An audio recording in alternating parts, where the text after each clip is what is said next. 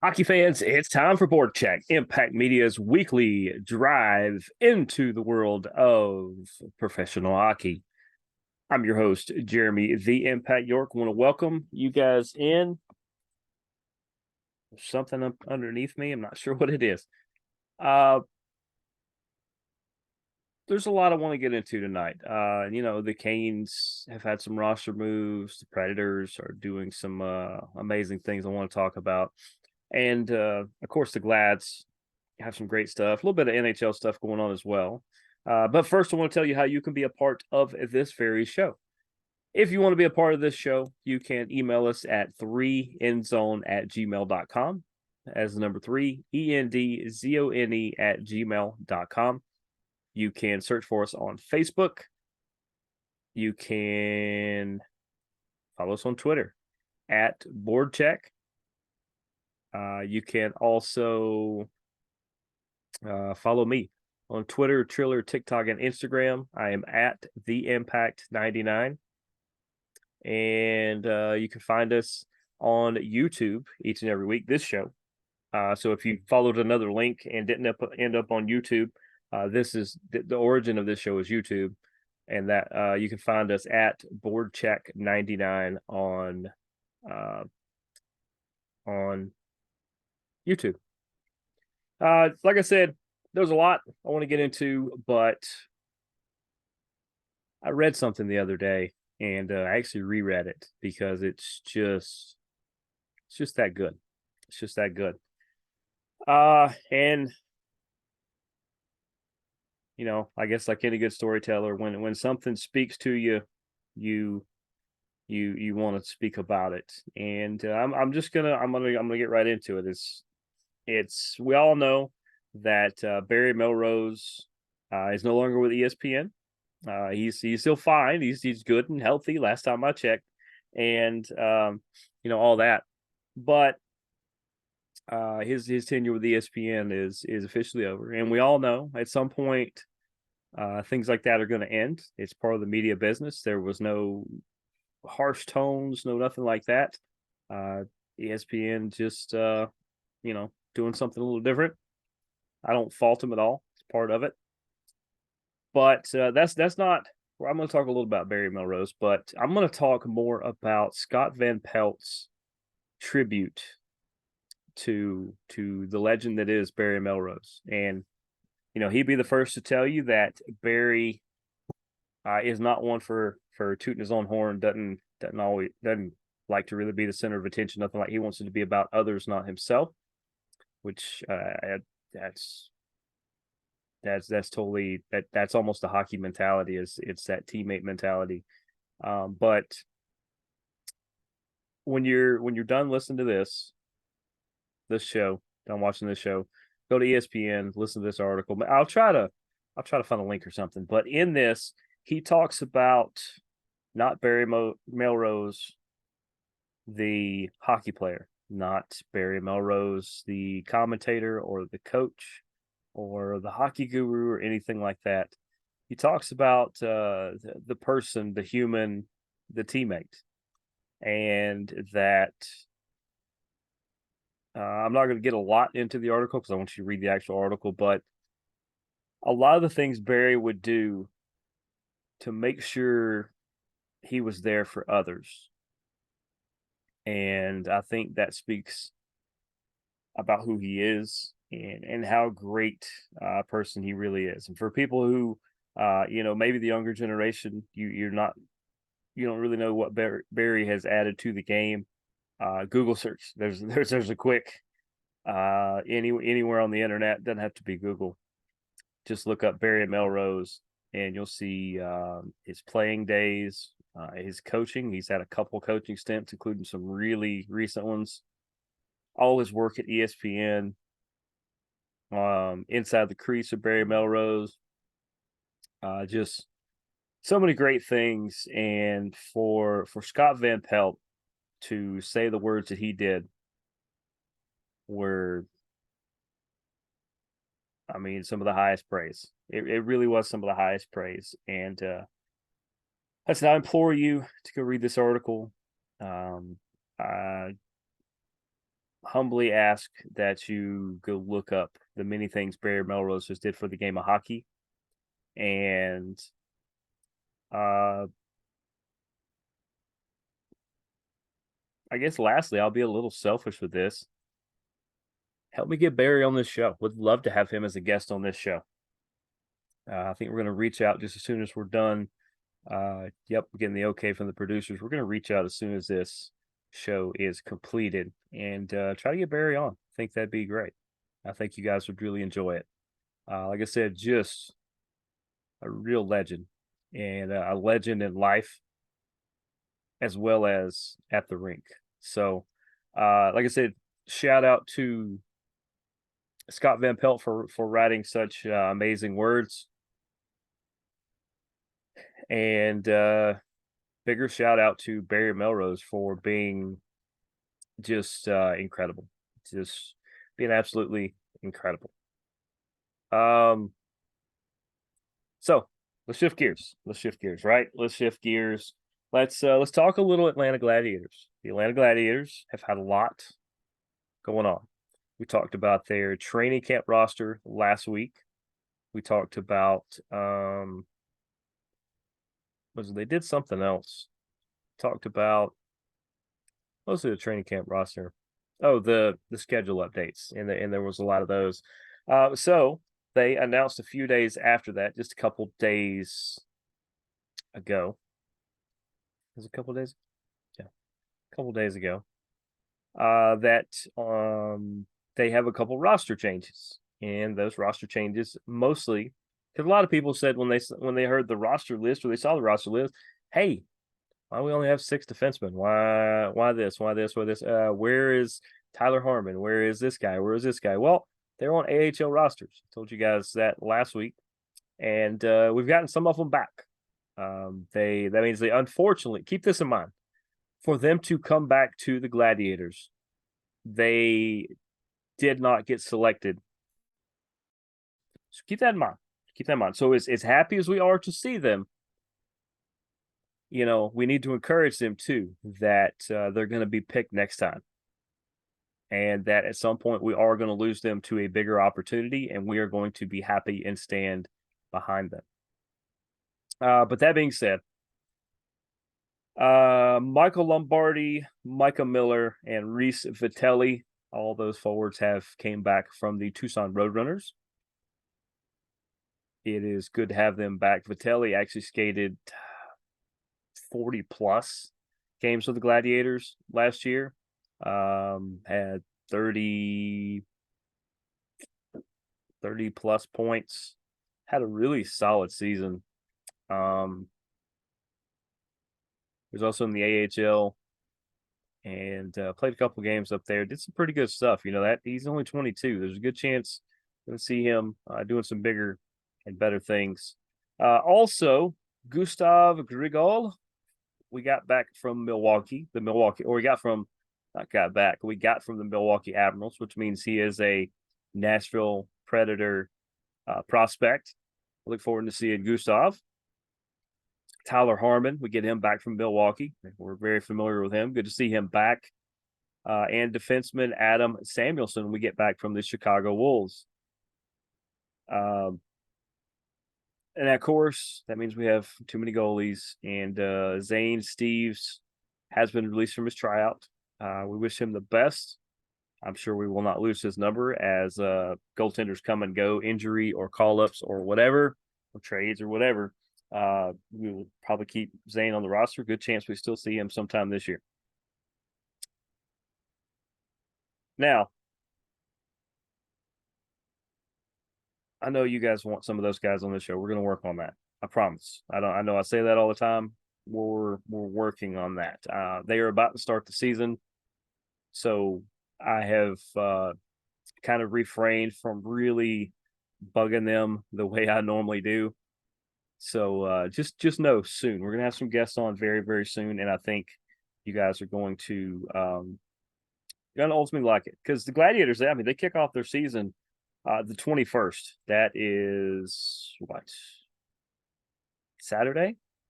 Saturday, right? I think that's Saturday. 7 p.m. Big matchup with the rival Savannah Ghost Pirates. I unfortunately will not be in attendance. I will be calling my second KSU game of the weekend. For people who didn't know, last Friday I kicked off the season by being the play-by-play voice and video camera operator for, if you want to call it that. It was a lot of fun, is what it was. For the KSU Owls as they took on UGA. This week they've got HPU for Friday and Saturday. We'll talk more about that on the KSU show, Hootie Hoo, which probably be tomorrow. Pretty good chance we're going to see that one tomorrow night. But I will be doing that. Instead, we'll be catching up when I can in between breaks and periods, trying to keep up with the Gladiators and everything. I wish Liam Godimer a great call, and wish the guys the best of luck, and take care of those pesky Ghost Pirates. Call in Scooby-Doo if you need to. But lots of fun stuff going on.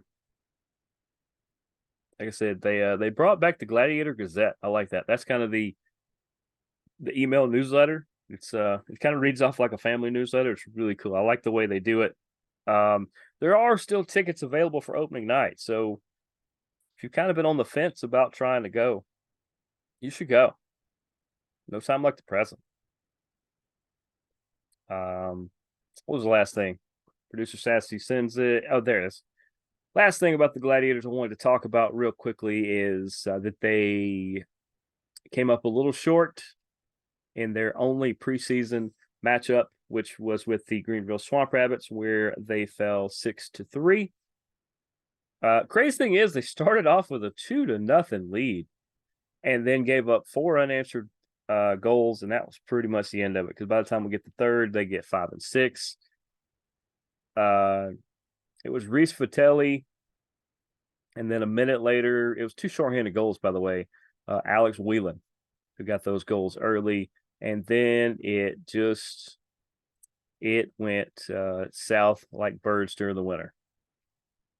And it didn't like to come off the rails. It's just we gave up a couple goals. Gustav Grigal had 16 stops between the pipes, and Tyler Harmon made 15 in the losing effort. But last time I checked, that is 31 saves between what could be your top 2 goaltenders. I'm okay with that. I'm definitely okay with that. What else do we got? So good luck to the Gladiators. Like I said, we are gonna reach out to try to get some people on soon. Don't want to really tip our hand as to who, but just know we're gonna be getting some people on. So a couple games going on tonight, but let's start with the Carolina Hurricanes. And there was a trade earlier this week. They trade defenseman Caleb Jones to the Colorado Avalanche for forward, let me get that name right, Callahan Burke. Cool name. This is just, they have so much depth at the defensive position that and they could use another forward here or there. So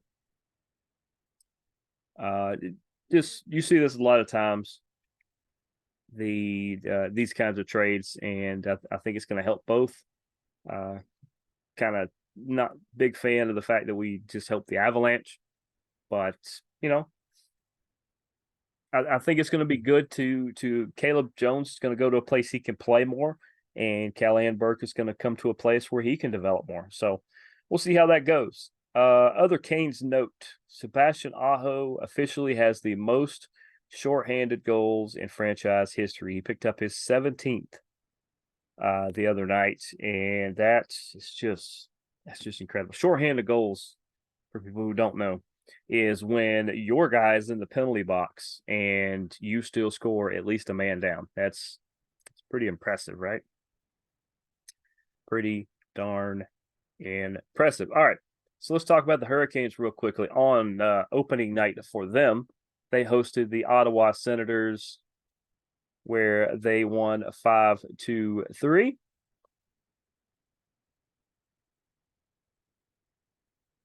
Your goals by Michael Bunting, who almost led off the second with that. Teuvo Teravainen, Jordan Staal, Brady Skay. You guys gonna get after me about saying it right this time. And Jacob Slavin with the fifth goal, short-handed nonetheless.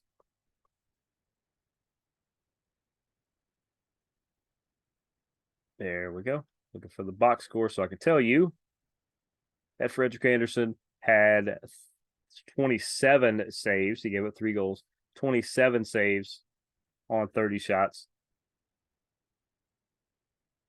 Pretty solid night. Definitely a pretty solid night.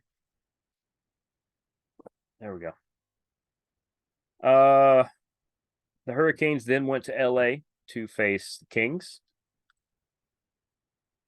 and were able to win that one in the 9th round of a shootout. 9. As many lives as a cat has. 9. And it was Jordan Martin, or it was Jordan Martin who ended up with the top goal there. Of course, we had goals from Brent Burns, Sebastian Aho with his shorthanded that we talked about. Coach Kiami had one. Brendan Lemieux, Teravainen again. Teravainen is going to be lighting it up this year. And then we go to a shootout. Teuvo Teravainen puts one in the back of. No, was it? No, it wasn't. It was Sebastian Aho who ties it up. Marty Nachos scored the second one to keep it tied. And then finally, Jordan Martinook said, you know what? It's time to go home, folks. Fantastic. They start 2-0. I'm trying to put them behind a bigger deficit.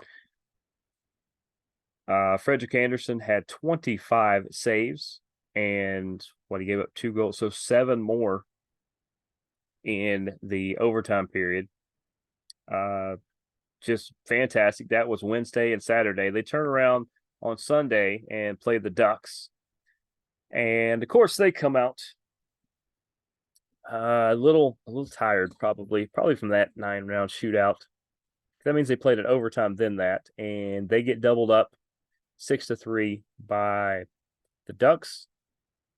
I'll make sure to get these right. Teuvo Teravainen was his 3rd goal. He's got a goal in each game. He actually scored a second one in this one, and Marty Nachos had the other. And the goalie in this one, wasn't Ranta in this one? Yeah, Antti Ranta had 19 saves. In the losing effort. It's okay. They're 2-1. Where does that leave them? Let's look at the standings real quick. That leaves them tied for first with Pittsburgh, who has had a little bit of a resurgence. Better watch. Erik Karlsson is going to do a lot for Pittsburgh. They are a point better than the New Jersey Devils, who are not your grandfather's Devils. So lots of hockey still to be played. And the Canes are sitting in a pretty good spot. Let's go to the Preds. I had them and we lost them. Where did it go?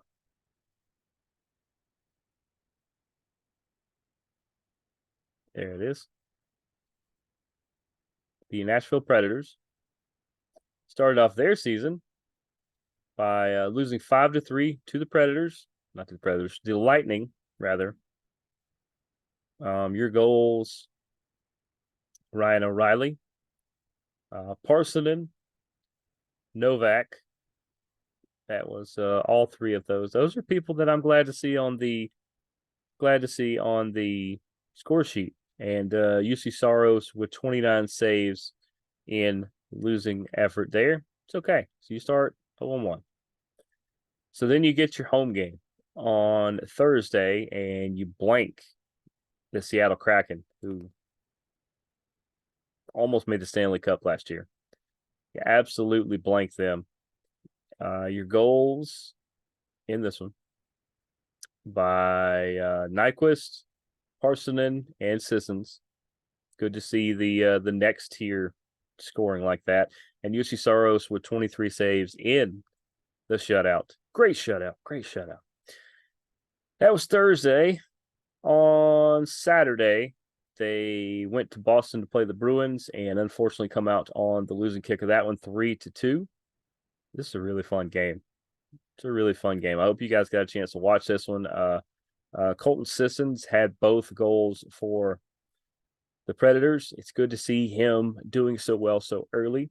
And UC Saros with 28 saves in the loss. I'll get into Carolina in a second. I totally forgot to do that. Upcoming games tomorrow night on ESPN Plus, it looks like the Predators are going to host the Oilers. At least here in Atlanta, that's how we're going to get to see it. I mean, if you're in Nashville, maybe you have a better feed, or Bally Sports South or whatever it is.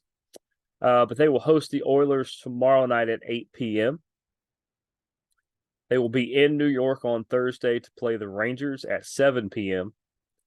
And on Saturday, they will host the San Jose Sharks at 8 p.m. at the arena. Let's go standings for the Predators real quick, and then we'll jump back into the Carolina Hurricanes.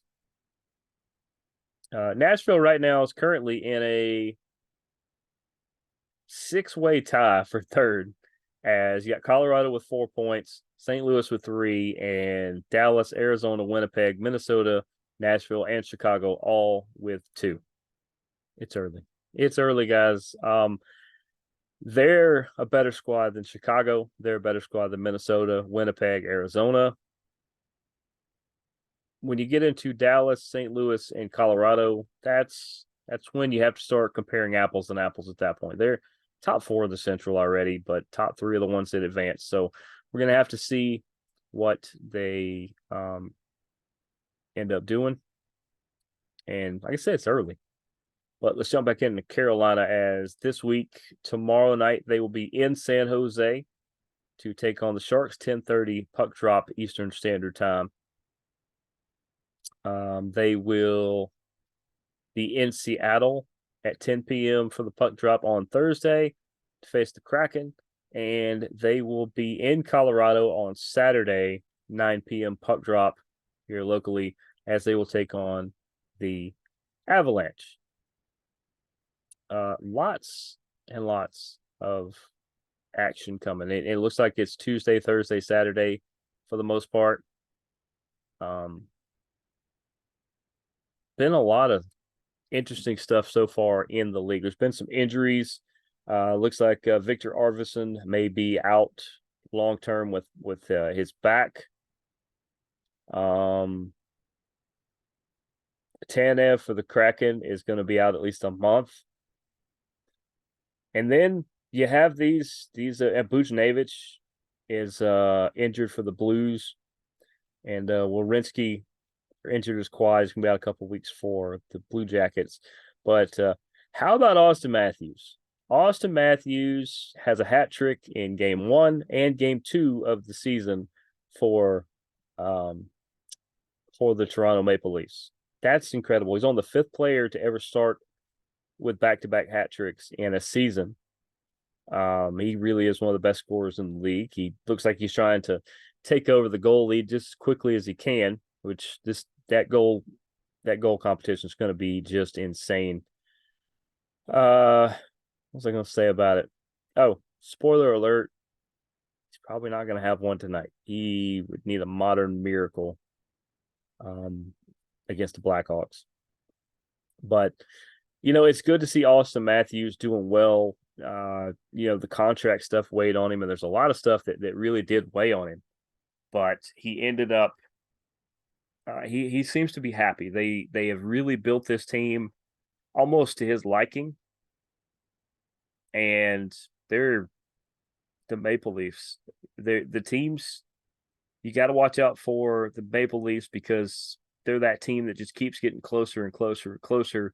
You got to watch out for the Golden Knights, because they're still really good. They didn't lose a lot of people off last year's championship team. And as I said, they were the champions last year. So until there's a new champion crowned, they are the defending champions.